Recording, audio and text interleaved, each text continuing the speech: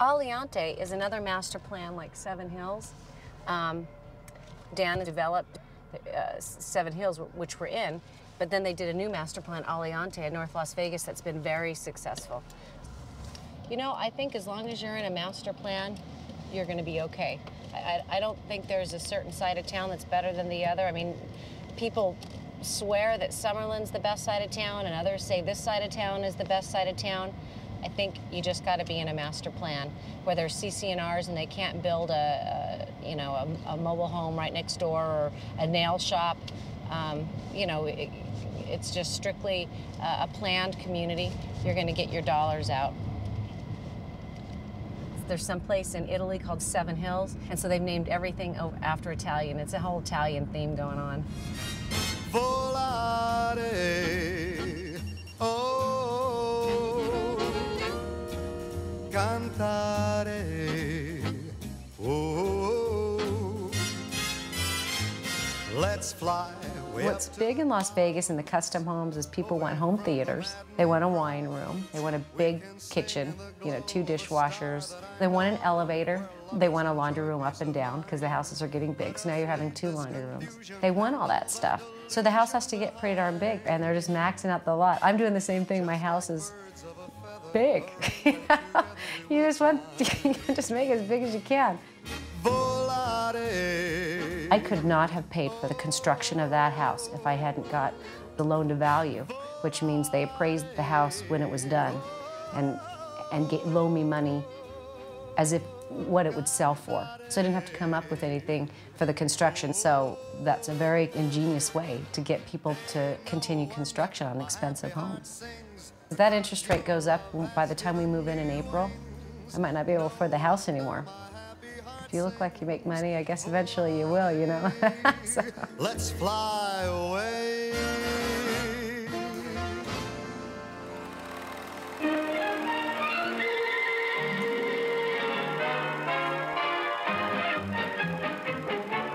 To develop a better understanding of the wise use of credit, let's spend a few minutes with a certain individual we'll call Mr. Money. Oh, hi, Mr. Money. Hello, John. And how are you today, Judy? Just great. You remember our learning machine over there? Well, sure, that's a great gadget. What's it going to teach us today, Mr. Money? I'll turn it on and you'll see.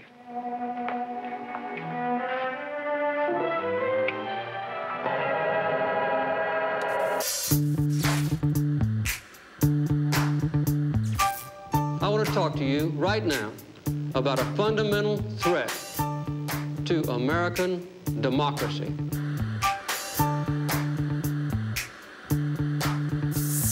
The United States today became a debtor nation. For the first time since World War I, this country owes foreigners more money than foreigners owe the USA.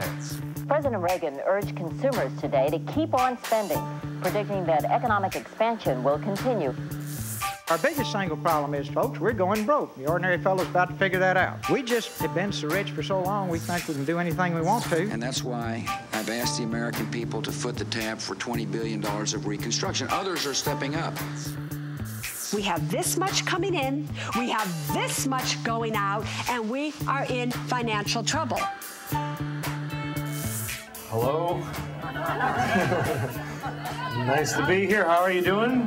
Good. Good, good. Nice to be here. I'm broke. Anybody else broke?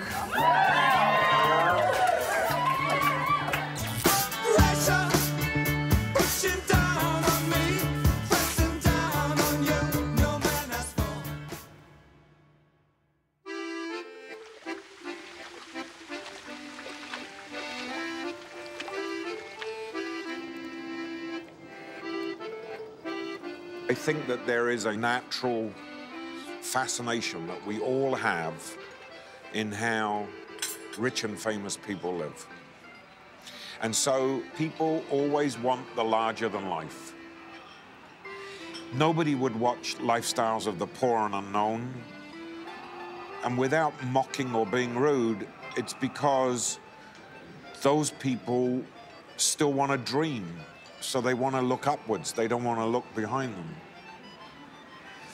They want to escape in a fantasy that says, yes, I will be king for a day. Yes, I will be queen for a day.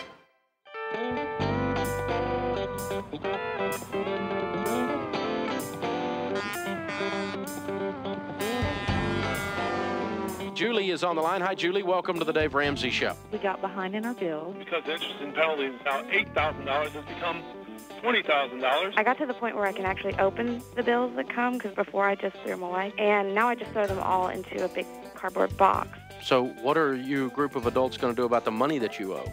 Well, bankruptcy is my idea. Mm-hmm. So you think that you should just not pay these people that you owe?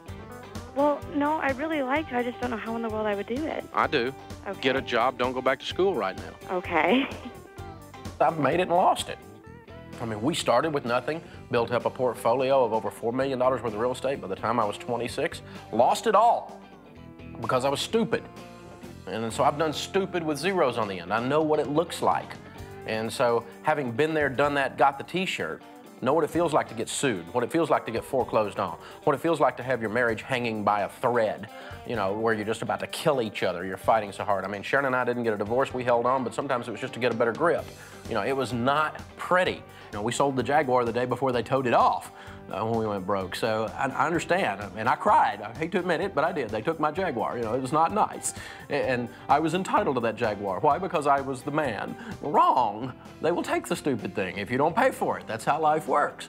And so stuff like that, pain like that, will break your sense of entitlement. But I think there's this societal push of if you don't have something, you're deficit, and it's not your job to go get it.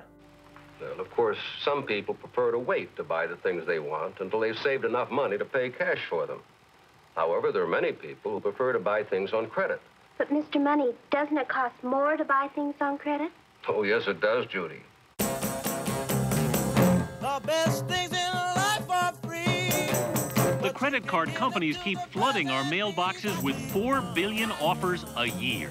As of the end of September, banks alone had made available $3 trillion of credit on their cards. They want you to charge things costing only a few bucks, like a burger, Get your receipt for your card, or a latte, or a soda from a vending machine.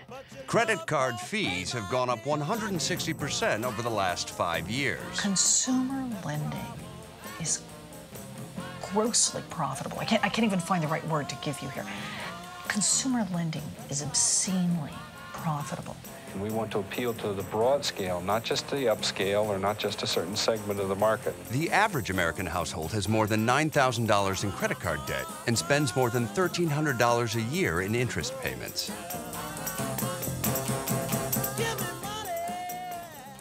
When I got involved in this business back in the 80s, we were paying $15 for over limit and late fees.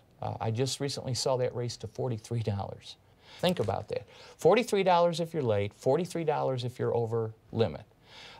$86 on your credit card statement before you even do anything. Then your interest rate is going to jump to 21.9 and then all the way up to 28.9. So they want you to be late. They want you to be late. You know who one of the most popular customers of credit card companies is right now? People who've been through bankruptcy. The reason, as one of the vice presidents of MasterCard once explained to me, is we know two things about them. One is that they can't file for bankruptcy again. And the second is they have a taste for credit. And I said, what does that mean? And he said, well, they're willing to make minimum monthly payments forever. And that's where we make our money. Lots and lots of toning, Jill. There's $39. Here's $39. There's $39. And look here, it's the Abtronic. The future of fitness.